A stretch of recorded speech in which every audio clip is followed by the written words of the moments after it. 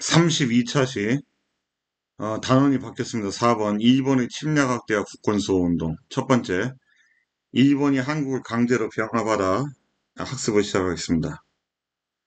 학습 목표는 러일 전쟁 이후부터 1910년까지 일본의 한국 국권 침탈 과정을 설명할 수 있다입니다. 단원의 내용 구성은요. 한일 의정서와 일본의 내정 간섭, 의사늑약과 외교권 강탈, 고종의 강제 퇴위, 일본의 한국 강제 병합 과정입니다. 교과서 122쪽에 나와 있는 도의활동 부분을 보면요. 일본의 국권 침탈에 맞선 분들이 나옵니다. 항일 의병운동을 일으킨 유인석은 양반 유생층이었죠. 그래서 위정척사 운동을 했던 인물인데 이게 바로 일제에 맞선 항일 의병으로 이어진다. 대표적인 의병 을미 의병장이었구나. 그 다음에 친일파 암살 시도를 한 이재명 의사. 누구를 암살하려고 했냐. 일제에게 외교권을 넘기는 을사늑약을 체결하는 데 앞장서서 이완용을 제거하려 했던 이재명 의사. 실패했더하지만 바로 이 투쟁을 의열투쟁이라고 부를 수가 있어요. 의사와 열사의 투쟁. 세 번째, 인재를 기르려고 학교를 세운 안창호 선생. 대표적인 실력 양성 운동가였던 독립운동가 안창호 선생은 애국계몽 운동을 전개하죠. 네 번째, 나라 밖에서 항일운동을 전개한 이상용 선생.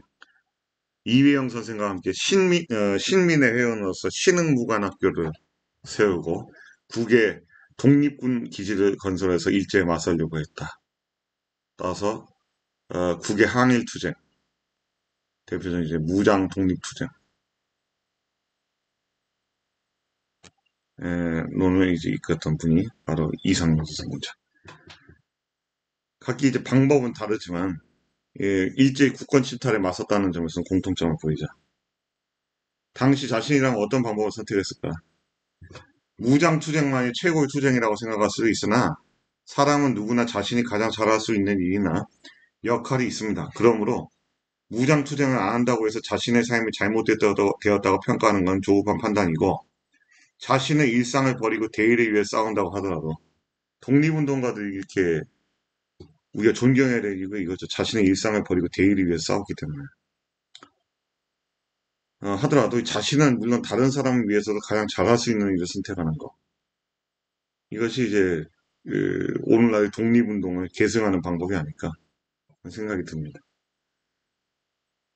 그래서 이 단원에서는 유인석, 최익현, 전명훈, 장인환, 안중근, 안창호 주요 인물들.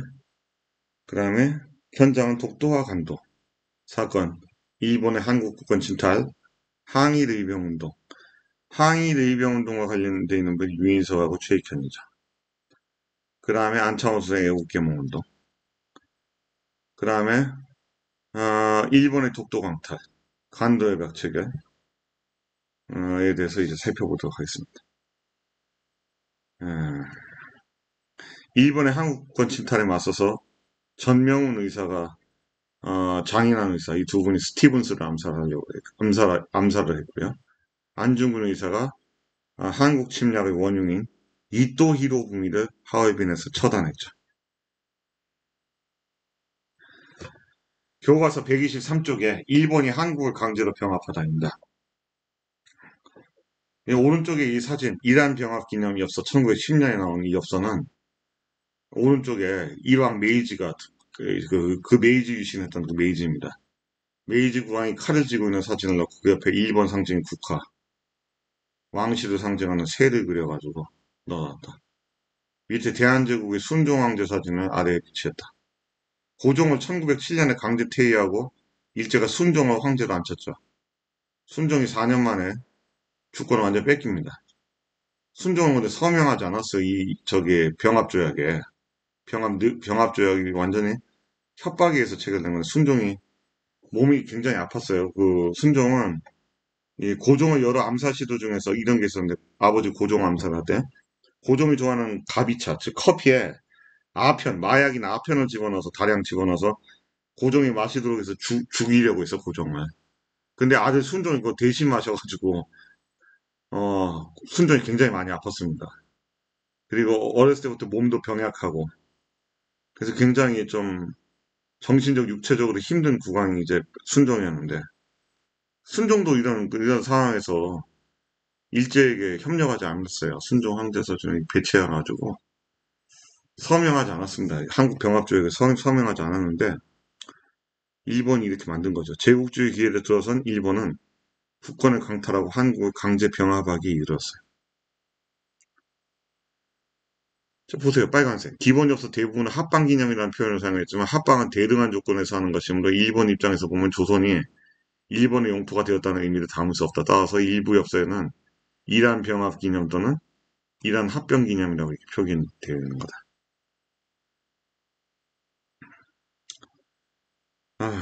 그래서 일본이 한국 강제 병합을 통해 영토를 넓혔다는 점, 강제적인 조약이 아니라 동등한 입장에서 맺은 것이라는 점, 강제 병합이 동양 평화를 위한 일이었다는 점을 일본이 선전하려는 의도가 여전히 드러나죠. 이건 다 거짓말이죠. 동양 평화를 위하겠어요. 응? 강제적인 늑약이었고, 그렇죠? 그럼 이제 그 일본의 국권 강탈 과정을 한번 보도록 합시다. 러일 전쟁의 발발. 일본은 청일전쟁에서 승리한 다음에 군사력을 키웠죠. 한반도에 대한 영향력을 강화하고자 했어요. 근데 러시아가 주도한 삼국 간섭으로 조선의 세력이 약해졌죠. 일본 세력 만회를 위해서 명성황후를 살해하는 의인비사변을 일으켰죠. 전쟁 범죄, 침략 범죄를 일으킨 겁니다. 그 다음에 아관 파천으로 고종이 피신하면서 조선에서 일본의 영향력이 위축되고 러시아의 발언권이 커졌죠. 그러던 중 이제 1899년, 1901년 요 사이에 중국에서 의화단 운동이 일어나요. 청말 산둥지방에서 일어났고 청왕조를 도와 서양 세력을 몰아내자라는 구호를 내면서 일어난 반에세 반제국주의 운동인데 이것을 진압합니다. 누가?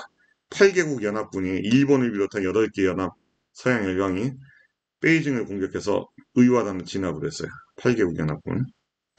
이때 이제 러시아가 의화단을 진압한 이후에 만주에 러시아군을 주둔시키고 군대를 철수하지 않자 영국과 일본이요 러시아를 견제하기 위해서 제1차 영일동맹을 체결합니다. 1902년. 서서히 러시아와 일본 간의 세력 균형이 금이 가기 시작합니다. 왜? 영국이 일본 편을 들었기 때문에. 일본에게는 유리해지는 거잖아요. 그리고 1903년에 그 다음에 러시아는 압록강 일대의 삼림체벌권을 보호한다는 구실로 대한제국으로부터 얻어냈는데 한국의 용안포, 그 신의주 밑에 있는 용안포를 점령을 해버려요. 러시아의 팽창이 한국을 장악하는 데 위협이 된다고 이렇게 우려한 1903년의 상황입니다. 이런 상황, 일본은 러시아와의 전쟁을 이제 준비하게 되죠. 이러한 가운데 일본군이 먼저 1904년에 인천항과 리순항에 정박해 있던 러시아 군함을 기습 공격을 했어요. 참 일본은 기습을 잘하죠. 전쟁.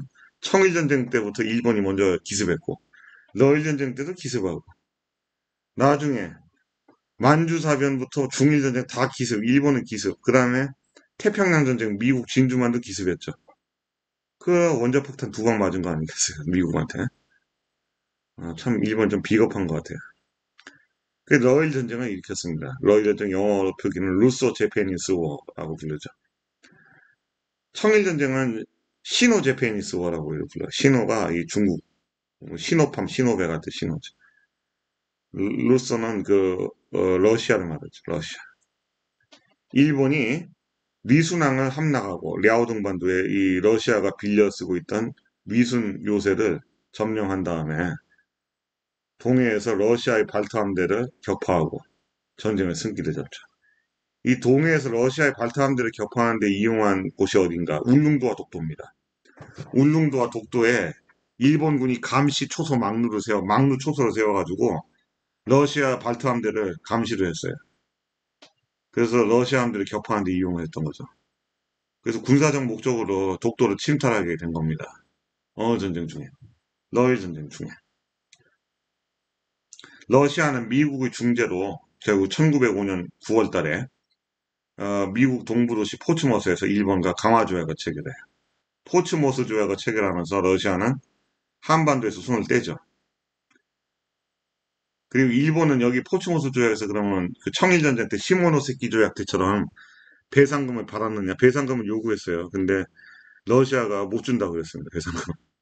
그래서 일본 한 푼도 못 받았어요. 일본이 그 배상금을 받을 목적으로 또 전쟁을 한 것이기도 한데 러시아가 돈을 안 주자 일본 내에서는 러일 전쟁을 계속 하자는 막 폭동도 일어나기도 했어요. 민중 폭동이. 배상금 받아내야 된다. 러일 전쟁 중에서 누가 더 어느 나라 군대가 더 많이 죽었냐면 일본 군대가 더 많이 죽었어요. 러시아 군대보다.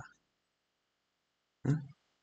일본이 그 러일 전쟁 중에서 승리할 수 있었던 것은 뒤에 미국과 영국이 일본 편을 들었기 때문에 간신히 일본이 이긴 겁니다. 일본은 러시아는 당시 국내 피해 의료의 사건이라 해가지고 뭐 국내 사정이 굉장히 짜르 체제에 대한 러시아 황제 체제에 대한 뭐 저항 이런 국내 사정도 안 좋고 해가지고 더 이상 러일 전쟁을 수행하기 어렵다고 해서 발을 뺀 거고요. 뭐 이런 사정이 있었어요. 일본은 그 러일 전쟁 중에서는 배상금을 받지를 못했어요. 그 전쟁이 종결이 됩니다. 그래서 러일 전쟁의 전개 과정 여기 울릉도와 독도 근해를 이용한 일본의 러시아 발탄대 격파 나오죠. 리순항 공격전 여기서 엄청난 일본군이 죽었어요. 함락하는데 러시아 군을 공격하는 데 있어서. 음, 그다음 이제 내용 정리 이렇게 정리하면 되겠고요. 교과서 124쪽에 이제 한일 의정서와 일본의 내정 간섭 보도록 하겠습니다. 러시아와 일본이 전쟁을 벌일 조짐으로 러일 전쟁 이달 즈음에 고종의 대한제국 정부는 전시 국외 중립을 선언했어요. 우리나라는 러시아, 일본 어느 편에도 들지 않겠다. 고종이 이렇게 선언했지만 한국을 중립지대로 보장받아 한국 영토가 전쟁터로 변하는 것을 막기 위한 이런 조치는 무시당했어요. 일본은 이를 무시하고 러일 전쟁을 일으켰죠. 러일 전쟁을 일으킨 다음에 일본은 서울 한성에 군대를 주둔시킨 후 첫 번째 1번이라고 합시다. 사건 번호 1번 한일 의정서 체결을 강요를 했어요. 이 내용이 뭐냐? 일본은 러일 전쟁 수행에 필요한 경우 한국의 영토를 군사기지로 사용할 수 있는 권리를 획득한 거죠. 이 한일 의정서를 근거로 해서 울릉도와 독도를 전쟁 수행에 필요한 땅으로 이용을 한 겁니다. 또한 한국의 내정에 간섭하고 한국이 러시아를 비롯한 열강에 접근하는 것을 막았어요. 그 다음 이제 일본은 러일 전쟁에서 전세가 유리해지자 한국을 보호국으로 만들 계획을 마련했죠. 이 보호국화 계획을 마련한 자가 누굽니까? 바로 이토 히로부미예요. 안중근에게 의사에게 총 맞아 죽은 이토 히로부미가 한국을 보호해주겠다. 언제부터 우리가 보호해달라고 그랬는데 말도 안 되는 소리죠. 한국을 지배하겠다는 일본의 야욕이죠. 이에 따라 일본은 한국에 제1차 한일협약, 이 정식 명칭이 외국 고문 용병에 관한 협정서, 외국인 고문을 대한제국이 받아들인다. 이런 협정서인데 이 제1차 한일협약을 체결했어요. 1904년 8월에 사건 번호 2번. 1번이 한일의정서 1904년 2월. 러일 전쟁은 1904년 1월에 일어나. 누가 왔냐 그러면 한일협약으로 재정고문으로 일본인 메가타라는 자가 왔습니다. 메가타는 나중에 화폐정리사업을 추진한 인물이에요. 외교고문으로 온 자는 미국인 스티븐스인데 스티븐스 이 자는 일본을 위해서 일했던 미국인입니다. 친일 미국인이었어요. 친일파 미국인이었다. 나중에 외교고문 임기 끝나고 미국으로 돌아간 다음에 계속 망언을 일삼자 전명훈 장인환 의사가 총으로 쐈어요. 샌프란시스코에서 저격했던 인물이 저격당했던 인물이 스티븐스입니다. 이로써 일본은 한국의 재정과 외교에 본격적으로 간섭을 했다. 제1차 한일협약으로요. 그래서 내용 정리를 이렇게 정리하시면 되고요. 그 다음에 이제 을사늑약과 외교권 강탈. 러일 전쟁에서 승기를 잡은 일본이 1905년 7월에 미국과 가스라 테프트 미약을 체결합니다. 일본 외무장관 가스라, 그 미국 국방장관 테프트 간의 비밀 미약인데 이 내용 즉슨 일본은 미국의 필리핀 지배를 인정하고 미국으로부터 한국에 대한 지배권을 상호 인정받는 것. 더러운 제국주의 국가들끼리 약속이죠. 미국은 이 가스라 테프트 미락에 대해서 한국에 대해서 공식적으로 사죄해야 되는데 사죄한 적이 없는 것 같아요. 일본 편을 들었던 겁니다. 이거를 이제 고종이 미국을 짝사랑하고 있었어요. 미국이 대한제국 편을 들어서 일본의 침략을 막아줄 수 있을 거라고 잘못된 꿈을 갖고 있었죠. 이미 미국은 제국주의 국가로서 같은 제국주의 국가인 일본의 편을 들고 있다. 이어 일본은 영국과 2차 영일 동맹을 체결해 1905년 8월 달에. 그래서 이제 가스라 테프트 밀약의 사건 번호 3번, 제2차 영일 동맹의 사건 번호 4번. 2차 영일 동맹은 영국이 그 아시아에서 인도를 지배하고 있었거든요. 남아시아 인도. 그 인도 지배하는 걸 일본이 인정해주고, 일본이 이 대한제국을 지배하는 것을 영국이 인정해준다. 이거 승인받은 거. 그 다음에 이제 러일 전쟁 이후에 체결한 포츠머스 조약, 사건 번호 5번이 되겠죠. 5번. 포츠머스 조약으로 한국을 지도 보호할 갑리를 완전 보장받았습니다. 러시아로부터. 알겠죠? 그 다음에 이제 사건 번호 6번이 바로 을사늑약이 나옵니다. 이처럼 이제 러일 전쟁 이후 열강으로부터 한국 지배를 다 인정을 받고 더 이상 이제 일본은 막을 나라가 없는 거예요. 곧바로 한국에 대한 보호국가 작업을 이토 히로부미는 추진하게 되죠. 그래서 1905년 11월에 이토 히로부미 본인이 일본 정부 특사로 한국에 옵니다. 그래서 일본군을 동원한 상태에서 덕수궁을 포위하고 일본군으로 고종과 대신들을 이렇게 무력으로 위협한 상태에서 일본군의 대포 방향이 전부 다 이 덕수궁을 향해 있었어요. 이런 상황에서 을사늑약을 강압적으로 체결했죠. 여기 을사늑약에 찬성한 놈들이 을사오조가 아닙니까? 그래서 이완용, 박재순, 이지용, 이근택, 권중현 이런 자들. 일본은 을사늑약에 따라 한국 외교권을 뺐습니다. 고종은 여기에 동의하지 않았어요. 을사늑약에. 그리고 이토 히로부미가 초대 통감을 차지하는 통감부를 설치를 해요. 을사늑약에 따라 외교권을 빼앗고 통감부를 설치했다. 사건 번호 6번이 되겠습니다. 이후 이토 히로부미가 초대 통감으로 부임해서 한국 외교 업무를 담당했죠. 외교권을 뺏은 건 이제 나라가 식물인간이 됐다는 거예요. 더 이상 손발을 다 잘라가지고 못 움직이게 했다는 거예요. 외교권을 행사하지 못하면 진짜 그 나라라고 할 수가 없죠. 그렇죠? 그래서 일부 학자들은 이 을사늑약 때부터 일제 강점기가 시작됐다. 이렇게 일부 보는 학자들도 있어요. 그런데 이제 을사늑약 때부터 보면 일제로부터 40년간 저 일본의 통치를 받은 거죠. 너무 길잖아요. 그래서 1910년에 병합조약, 한국 병합조약을 이제 체결한 요 시점부터가 35년, 일제 통치 35년이라고 이제 하는 거예요. 근데 학자들에 따라서는 1905년부터 을사늑약부터다 보는 견해도 있어요. 이로써 일본은 한국의 국권을 본격적으로 이제 침탈을 했습니다. 을사늑약 사건 번호 6번. 여기 왼쪽은 통감부 청사죠. 일본 통감부를 설치하여 한국의 외교 업무등 내정에 간섭하면서 식민 지배에 대한 발판을 마련했다. 이 통감 청사가 1910년 이후 조선 총독부 청사로 사용됐죠. 초대 통감 이토 히로부미 취임 이후 2대 통감이 소네, 3대 통감이 데라우치 마사타케인데 이 3명의 통감을 거치는 동안 통감부가 대한제국 외교권 대행했고 이 3대 통감 데라우치가 1910년에 바로 초대 총독이 됩니다. 역사 다가가기에 보면 을사늑약의 부당성. 을사늑약의 맨 앞장에는요, 조약의 명칭을 쓰는 칸이 비어 있어요. 맨 뒷장에는 외무 대신 박재순의 도장이 있죠. 박재순이 을사오적 중에 한 명입니다. 박재순은 고종의 위임을 받지 않았어요. 따라서 이 조약의 효력을 가지려면 고종 황제의 비준을 받아야 되는데 고종은 이를 끝까지 거부했죠. 그래서 황제의 비준 없이 체결된 을사늑약은 국제법상으로 무효죠. 또한 을사늑약은 일본의 군사적 위협 속에서 체결됐기 때문에 오른쪽 그림은 당시 상황을 풍자한 만평이죠. 일본인들이 압력을 넣고 있는 거잖아요. 그죠? 일본군 칼 들고 있고 조약의 명칭이 없는 맨 앞장. 이 만평의 제목인 한일합약도에서 협자를 위협한다는 협자인 협으로 썼고 조약 체결 당시에 고종은 없었지만 고종이 조약 체결에 분노하는 모습을 넣어 을사늑약이 강제로 체결되었음을 역사할 수 있죠. 을사늑약은 일본이 강제로 체결하는 바람에 공식 명칭, 조약 원본을 제목조차 써놓지 못해서 원본의 첫 장, 첫 줄이 빈칸으로 남아있는 겁니다. 조약의 제목을 붙이지 못했다는 것은 한일 양국이 조약의 등급 성격 내용에 대해서 상당히 다른 의견을 가지고 있었다는 걸 보여주고, 이거는 조약이라고 할 수 없다. 그래서 강제로 체결한 불법적인 것이다.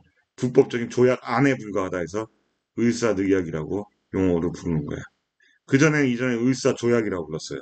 마치 합법적인 조약이라고 이렇게 부르는 용어가 적합하지 않기 때문에 을사조약이라는 용어는 폐기되고 을사늑약이 맞습니다.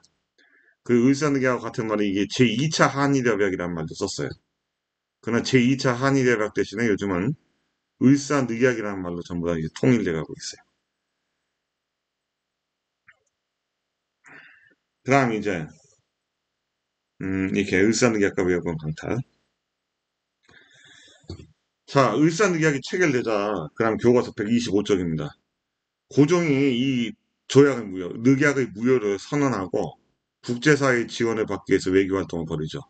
먼저 미국에 특사를 보냈어요. 미국인 헐버트의 도움을 받아서 헐버트 특사를 보내 한국의 독립을 도와달라고 요청했으나 이미 일본의 한국 지배를 미승인한 미국 대통령 루즈벨트는 테오도 루즈벨트입니다. 테오도 시어도 루즈벨트.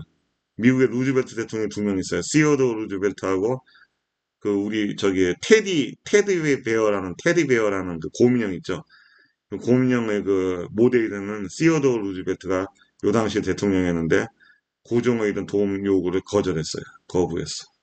왜? 가스라 테프트 미략으로 이미 미국은 일본 편을 들고 있었기 때문이죠. 그 다음에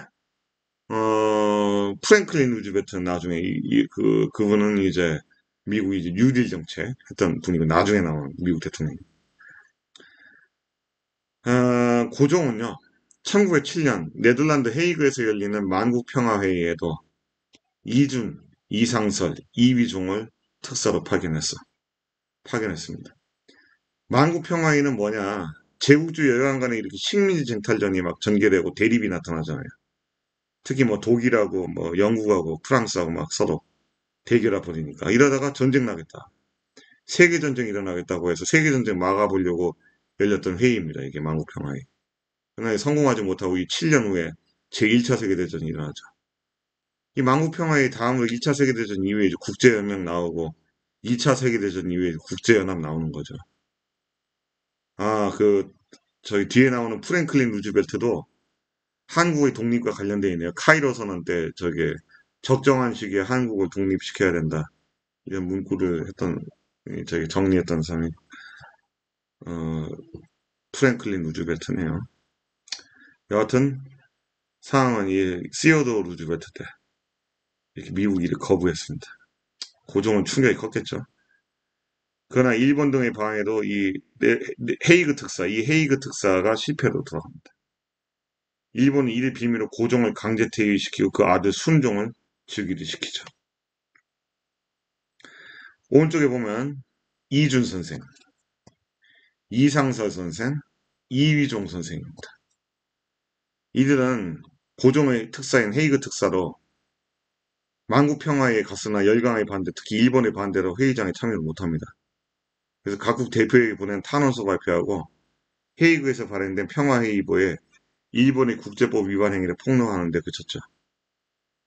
너무 열받은 그 이준 선생의 지병이 악화돼가지고 뇌졸중으로 쓰러지셨어요. 그래서 돌아가셨습니다. 그래서 우리 이준 선생은 이준 열사라고 부르죠. 헤이그에서 돌아가셨습니다. 이준 열사가. 이 두 분의 독립운동에 힘쓰셨어요. 최근에 이희종 선생 그 후손들이 독립훈장, 유공훈장 받기도 했죠. 이후 일본은 정미칠조약을 강제로 체결해서 그러니까 을사늑약이 6번이고 사건 번호 이제 7번이 되겠죠. 7번이 정미칠조약. 언제? 1907년이 정민년이거든요. 1905년이 을사년이고 이걸 강제로 체결해서 통감이 한국의 법령 제정, 고등관리 임명 등등 내정권을 더 장악했다. 누가요? 통감이. 이어 일본은 비밀리에 부속각서를 맺어서 고종 퇴위시키고 난 다음에 정미칠조약, 그 다음에 이 일본인들을 각부 차관 등 항구의 관리를 임명했어요. 그 다음에 제국 군대 해산합니다. 대한제국 군대를 해산시켰어요. 그 해산된 군대가 일본군과 싸웠습니다. 그리고 의병투쟁에 합류하죠. 이 의병을 정미의병이라고 하는 거죠. 아시겠죠? 아, 이상사 선생. 이분은 이 국권 피탈 이후에도 그 러시아 블라디보스토크 일대에서 독립운동에 헌신하시다가 1917년에 돌아가셨죠. 그 블라디보스토크의 이상사 선생은 무덤이 없어요. 자신은 그 조국을 찾지 못했기 때문에 돌아갈 곳도 없으니까 화장해서 강에 뿌려달라 유언을 남기셨어요. 그래서 그 자신의 그 재라도 이 혼이 되어서라도 한국의 독립을 위해서 애쓰겠다. 그래서 블라디보스톡에서 병사하신 다음에 러시아 연해주의 우수리강에 화장된 이상서 선생의 그 시신이 이렇게 뿌려졌습니다. 이 지금 연해주 가면 이상서 선생의 유업이만 있어요. 비석만. 그 다음에 내용 정리 고종의 강제 퇴위. 을사늑약 체결의 부당성을 알리기 위해서 고종이 미국에 특사 파견, 헤이그 특사 파견. 고종 강제 퇴위 순종 주기 이렇게 되죠. 정미 7조약 체결 1907년 내정권 장악 탐관령 이거 여러분들이 정리해 보면 되겠죠. 그럼 이제 사건 번호 이제 8번으로 가면 되겠죠. 1909년에 한국을 병합할 준비를 본격화합니다. 6번을 보면요. 일제 한국 병합. 일제는 한국의 국권을 강탈하면서 침략성을 숨길 용어로 찾았습니다. 병탄은 강한 나라가 약한 나라를 침략한다는 의미에서 침략성이 드러나고 합방은 양국이 대등한 관계에서 합친다는 의미여서 사용할 수가 없었어요. 결국 일제는 한국을 일본 영토의 일부로 삼는다는 의미를 포함하면서도 병탄보다 침략적 의미가 약한 병합이라는 말을 만들어요. 그러나 일제의 한국 병합은 사실상 병탄이었죠. 1909년 7월에 한국의 사법권과 감옥관리권을 빼앗고 법부와 군부를 폐지하는 조치를 했는데 이것을 사건 번호 8번. 1909년이 기유년이었거든요. 그래서 기유각서라고 합니다. 기유각서를 체결시켰어요. 그해 1909년 10월에 안중근 의사가 이 한국을 보호국화시켰던 침략의 원흉 이토 히로부미를 만주 하얼빈에서 처단하시죠. 이 처단한 사건은 구실을 삼아서 한국 병합에 대한 여론을 그 친일단체인 일진회 등을 이용해서 유로합니다. 여기서 아울러 친일단체인 일진회가 대한제국의 황제와 통감에게, 당시 순종과 그 다음에 통감에게, 데라우치 통감 여기에게 합방청원서를 제출합니다. 예, 이 배은망덕한 뭐 한국인들이 이토가카를 죽이는 만행을 저질렀다 뭐 이렇게 써놨어요. 일진의 합방청원서. 이런 무식하고 야만적인 한국인들을 문명으로 교화시켜야 되는 것이 그 일본인들이 필요한 부분이다. 그래서 일본과 합쳐달라. 이런 망언을 일삼는 매국단체, 나라를 팔아먹은 단체가 일진회입니다. 일본은 러시아, 영국, 프랑스로부터 한국병합을 승인받고요. 결국 1910년에 한국병합조약을 강제로 체결합니다. 사건 번호 9번. 1910년 8월 22일 날 체결된 거죠. 이 조약을 체결로 국권을 상실한 대한제국은 나라 이름이 이제 사라지고요. 대한제국이 사라지고 다시 조선이라고 불리게 됩니다. 그리고 이 조선 앞에는 식민지란 말이 붙죠. 식민지 조선이 되는 거죠. 식민지 조선의 최고 통치자는 누굴까요? 조선 총독이 되는 거예요.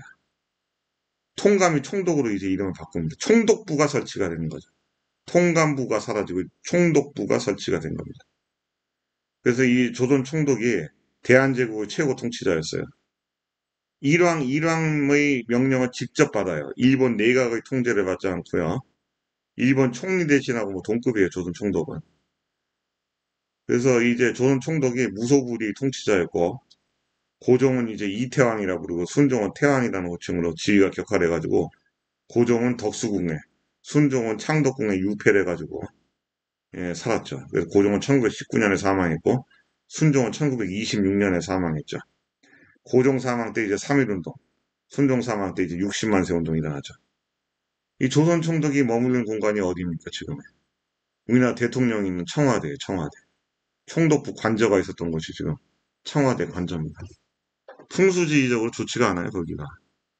총독부 관저가 왜 있었어요, 거기 앞에. 조선을 감시하는 위치입니다, 뒤에서. 앞에 경복궁이 있잖아요. 그러니까 감시를 하는 거예요. 음, 그 자리는 흉지 같아요. 그 총독부 관저가 있던, 총독이 있던 자리에 그 우리나라 대통령, 역대 대통령들이 들어가니까 이 뒤가 안 좋죠. 불행한 일들이 많았죠, 그쵸? 그 다음에 이제 한국사와 세계사의 만남, 125쪽에. 당시 열강은 아시아를 식민지로 지배하는 것을 어떻게 생각했을까? 칼 마르크스가 영국의 인도 지배에 대해서 평가하고 있어요. 영국이 인도에서 파괴해서 하는 것, 재생해서 하면 다스면 낡은 아시아 사회를 파괴하는 것과 서구 사회의 무질적 기초로 아시아에 마련하는 겁니다. 미 육군 장관 윌리엄 테프트, 이 가스라 테프트 미략 체계였던 테프트입니다. 일본은 가까운 이웃나라 한국에 대해서 합법적 이해관계를 갖고 있었기 때문에 오해된 이왕국 한국을 개혁하고 활기차게 만들어 왔습니다. 개소리 짓거리는 거죠. 어떠한 비판이 나올지라도 전 세계는 이토공과 이토 히로부미, 일본이 한국 이토 히로부미죠. 이토공은 일본이 한국에서 후진적 민중의 정의, 문명, 복지를 위한 정책을 수립하여 추진했다고 믿습니다. 우리는 현재 법치를 해나가기 어려운 인민들 상황에 강한 나라가 개입해서 그 국민을 도와 더 나은 통치를 받도록 해주는 것이 국가적 의무이며 세계의 진보에도 도움되는 세상에 살고 있습니다. 이런 개소리를 짓거렸던 거죠. 당시 서양인들이. 어떻게 생각했을까? 봅시다 해서. 마르크스와 테프트는 각각 영국 인도 지배와 일본 한국 지배를 정당화한다고 여겼어요. 정당하다고. 마르크스는 영국의 인도 지배가 낡은 아시아 사회를 파괴하여 서구 물질 문명의 기초를 마련해주는 역사적 사명을 달성하는 이라고 봤죠. 참 희한해. 서양인들은 아시아에 대해 침략이 올 때 자기들이 문명화시켜야 되는 사명을 갖고 있다. 이렇게 들어옵니다. 테프트는 일본이 한국 민중의 정의와 문명을 높일 것이라고 연설했고 다녔어요. 당시 열강은 아시아를 식민지 지배하는 것을 바람직하게 생각했던 거죠. 이러한 관점이 당시 서양인들이 아시아를 바라보는 보편적 태도였죠. 지금은 물론 옳지 않다고 대다수 사람들 다 인식하는데 이런 인식의 뿌리가 지금도 남아서 저기 유럽인들이나 미국인들 아시아를 지금 차별하는 인식으로 이제 이어지고 되는 거야. 열등하기 때문에 지배해야 된다. 뭐 사회 진화론적 인식이죠, 완전. 그렇죠? 사회 진화론이 왜 따로 있겠어요? 여기에 사회 진화론이 다 투영이 된 거죠. 그렇죠? 지금 이런 거 생각은 옳지 않은 생각이에요. 그래서 영국, 프랑스와 같은 제국주의 열강은 군사력을 앞세워 아시아, 아프리카 지역의 식민지 건설하고 이러한 제국주의 열강의 식민지배는 유럽인의 인종적 우월감과 침략의 당위성을 강조하는 사회 진화론의 사상적 기반을 두고 있었기 때문에 이런 개소리들을 짓거리고 다녔다. 아시겠죠? 이런 거는 잘못된 거란 말이야. 이거 옳지 못한 거죠. 다 개소리 아닙니까? 개소리. 평등을 강조했던 마르크스조차도 아시아를 우습게 알았던 거죠. 그 내용 정리를 보시면 일본의 한국 강제 병합 내용이고요. 그래서 교과서 126쪽에 일본의 국권 침탈 그 과정을 정리했어요. 1902년 제1차 영일동맹부터 1910년 8월에 한국병합조약까지의 순서입니다. 이 순서들을 잘 여러분들이 숙지하시기 바라고요. 자료 1번은 을사늑약, 외교권을 박탈했고요. 자료 2번은 한일 신협약, 정미 7조약이 같은 말이에요. 한일 신협약하고 정미 7조약은. 세 번째가 한국병합조약이에요. 그래서 이 내용, 그러니까 이 병합조약에도 순종 황제가 서명을 하지 않았어요. 그 고종하고 순종이 각각 을사늑약과 한국병합조약에 서명하지 않았기 때문에 아직도 국왕으로서 조선의 왕으로서 대한제국 황제로서 인정해주는 거지. 만약에 서명했으면 나라 팔아먹은 놈들 아니게 되겠습니까? 나라 팔아먹은 놈은 아니죠. 그쵸? 그 밑에 있는 저기 그 대신들이 팔아먹은 거죠. 어. 이완용이 계속 활약을 해요. 을사늑약들이 이완용, 정밀치조약에도 이완용, 한국병합조약에도 결국 이완용이고 이렇게 서명을 했어요. 아시겠습니까? 그러니까 만고의 역적이다 이완용. 그러니까 우봉이시 족보에서 이완용을 빼버렸죠. 제명, 영구 제명 시켰잖아요. 자료 1번부터 자료 3의 조약문에서 핵심이 되는 부분을 정리해보면 을사늑약은 외교권 박탈, 통감부 서치, 내정 간섭 심화. 정미 7조약은 통감의 권한 강화, 법령 제정, 고등관리 임면에 관여. 임면이란 말은 임명과 면직을 말합니다. 임명해도 되고 쫓아내도 된다. 정부 곽부의 일본인 차관 관리 배치, 내정 장악, 한국병합조약. 일체 통치권을 일본에 양여, 한국을 일본 제국에 병합한다.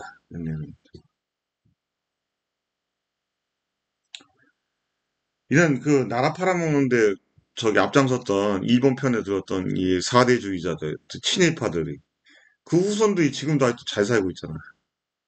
땅도 많이 갖고 부자들이고, 그렇죠? 음. 친일파들이요, 그 두 가지 부류가 있어요. 일본으로부터 토지와 재산을 그 나라 팔아먹은 대가로 받은 사람들 중에 이렇게 노름방에서 그 도박으로 전 재산 날린 놈들도 있는 반면에 그거를 이제 잘 재산을 활용해서 대대로 부자가 된 자들이 많죠. 그래서 뭐 이런 비극적인 말, 친일을 하면 3대가 흥하고 독립운동을 하면 3대가 망한다. 이런 말도 안 되는 말이 탄생하게 되는 거죠. 역사에서 정의가 바로잡히지 않았기 때문에 이런 문제가 생겼고요. 그 특히 이완용의 후손 같은 경우는 국가로부터 그 법원에서 뭐 배상 판결까지 받아가지고 땅 안 뺏기고 몰수당하지 않고 잘 먹고 잘 살 수 있는 이런 판결을 내린 자들도 있었던 거죠. 참으로 역사의 비극이라고 할 수가 있습니다. 그다음 2번, 일본이 한국의 국권을 침탈하면서 자료 3과 같은 조약의 형식을 취한 이유. 일제는 한국병합조약이 대한제국 내각회의에 합의가 있었고 한국병합조서를 통해 합법적이었음을 가장을 한 거예요. 친일파들로 구속된 건데요. 일본의 한국병합에 대한 국제사회의 동의를 얻고자 이렇게 한 거죠. 이게 핵심이었죠. 아주 치졸하고 더러운 방법을 쓴 거죠. 국제사회의 동의를 얻고자. 이게 다 무효입니다, 무효. 유효하지 않은 거예요. 그 다음에 3번, 자료 1부터 3의 내용을 바탕으로 일본의 한국 국권의 침탈의 불법성을 합법적이지 않은 카드 뉴스를 만들어 볼 수가 있겠죠. 을사늑약은 국제법상 무효다. 1905년 체결한 이른바 을사늑약은 조약은 을사늑약이라고 하는데 늑은 말과 소의 머리에서 씌우던 굴레라는 의미로 늑약은 억지로 맺은 조약이라는 뜻이다. 즉 합의 없이 강제로 맺어진 조약을 의미한다. 을사늑약은 원천적으로 무효다. 일본은 한국 군대를 동원해 고종과 대신을 협박하여 강압적인 상황에서 강제로 을사늑약을 체결했죠. 또한 조약은 국왕의회의 위임과 비준이 반드시 필요한데 나라의 외교권을 이양하는 정도의 중대한 사안일 경우 정식 조약의 형식을 갖추는 것이 외교 관련데 이런 거 없었어요. 조약의 경우 위임, 조인, 비준의 절차 이걸 거쳐야 되는데 을사늑약은 위임, 조인, 비준의 그 어느 과정도 제대로 거치지 못했기 때문에 국제법적으로 절차적으로도 맞지 않다. 따라서 무효다. 이런 내용을 카드 뉴스로 만들어 볼 수도 있겠죠. 그다음 확인학습 보겠습니다. 1번 러일 전쟁 수행에 필요한 지역을 임의로 사용하기 위해서 한국에 한일의정서 체계를 강요했고요. 2번은 을사늑약 체계에 따라 한국 외유권을 빼앗고 통감부를 설치했습니다. 3번 다음 내용을 읽고 맞으면 O, 틀리면 X로 표시해보자. 영국은 가스라 테프트 미약, 미국이죠. 그래서 틀렸습니다. 2번은 헤이그 특사 파견의 비밀로 고종을 강제 퇴위시키고 순종을 즉위시켰죠. 맞는 설명이 되겠습니다. 이건 학습지 47, 48차식입니다. 9번 신참을 내걸고 추진한 대한제국의 개혁을 광무개혁이라고 하죠. 1899년에 대한제국 고종 황제의 직속 군 통수기관으로 원수부를 설치했죠. 그럼 개념 정리 1번에 러일 전쟁이 되겠습니다. 2번은 뭐가 되겠죠? 한일의정서가 여기 2번에 들어가죠. 그 다음에 러일 전쟁 중 일제는 대한제국의 군대를 주둔시킨 후 무엇을 체결했다? 한일의정서 체결을 강요했다. 자료학습 1번에 들어갑니다. 그 다음에 자료학습 내용 정리 3번에 을사늑약이 되겠죠. 을사늑약. 그 다음에 정미 4번은 정미칠조약이죠. 이거 군대에서 내버렸다. 차관정치. 일본인들의 관리를 임명한다. 대한제국 요직에 임명시킨다. 그 다음에 자료학습 2번은 너희 전쟁에 승리한 일본 늑약을 강해, 일사 늑약을 강해 한국의 외교권을 강탈해갖고 통감부를 설치했죠. 그래서 초대 통감 이토 히로부미가 온 겁니다. 형성평가 1-1번. 영국이 아니라 미국이죠. 가스와 테프템이냐? X. 일본은 포츠모스 조약을 통해서 러시아로부터 한반도에서 우호적 지위를 인정받았죠. 포츠모스 조약은 러일 전쟁이 끝나는 강화 조약이었죠. 일본은 제1차 한일협약을 통해 대한제국의 재정고문 메가타하고 외교고문 스티븐스를 보냈죠. 맞죠? 그 다음에 제1차 한일협약에 대한 설명. 러일 전쟁 중에 일본의 강요로 체결됐고 대한제국 군대가 해산되는 근거는 이제 정미칠 조약 이후잖아요. 정미칠 조약의 부속각서. 그러니까 1차 한일협약에 대한 설명으로 옳지 않죠. 정답은 1번. 외교권 박탈하고 이 조약, 요거는 바로 뭡니까? 을사늑약. 3번과 4번은. 5번은 한일의정서에 대한 설명이죠. 한일의정서. 그 다음에 가 많은 일제가 대한제국의 국권을 빼앗는 과정인데 시간 순서대로 나열해 봅시다. 먼저, 제일 먼저가 뭐가 되겠습니까? 통감부를 설치했다. 맞죠? 이게 첫 번째. 그 다음에 고종 강제 퇴위시키고 순종을 즉위시켰죠. 2번. 그 다음에 군대를 해산시켰죠. 3번. 사법권을 박탈했죠. 4번. 총독부 설치했죠. 5번. 그래서 순서는 가, 마, 나, 다, 라 순서로 가죠. 4번의 이 특사는 이준 이상설 이위종 선생 네덜란드 헤이그에 보낸 헤이그 특사라고 하죠. 헤이그 특사. 헤이그 특사의 3명은 써보면 이준, 이상설, 이위종 선생이 되겠죠.